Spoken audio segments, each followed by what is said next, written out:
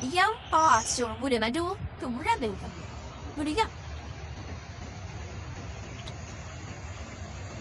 Kena, ginig ador. Ginig to ginig. Ang ginig po. Silbo, abi na you. Aluna na. Oh, sabi ko, ang lalaki. Sabi, wow. Sabi no? Ulam na naman yung lalaki. Yung siya. Pon mo kay? Oh, okay, ulam mo. Pon mo ba? Subay dong. Subah, jackpot. Ito po. Ito. Ito.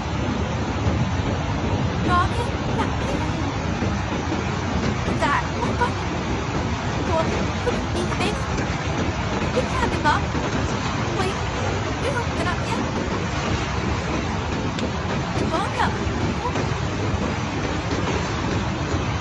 Mami. Kenapa?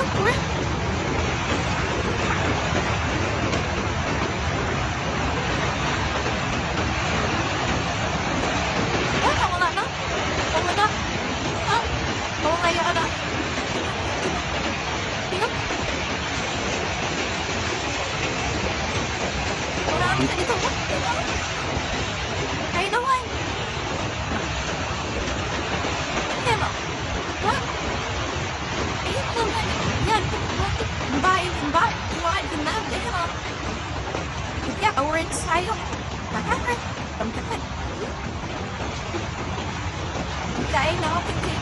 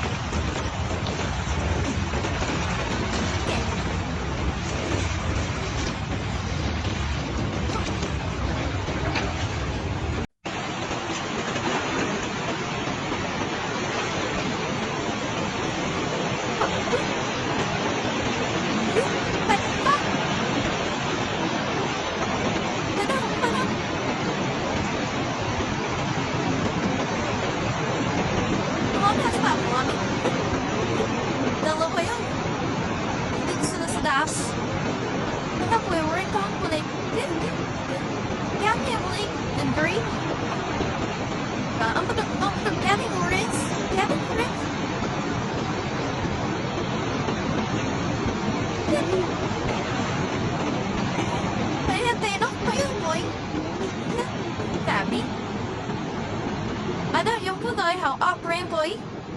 Mama. No, sabi niya, kaya mag immune ka dito. Eh, nasa lapin siya mo na. Ano ba? Babae ka. Baba. Nanapas ka? Ano yan?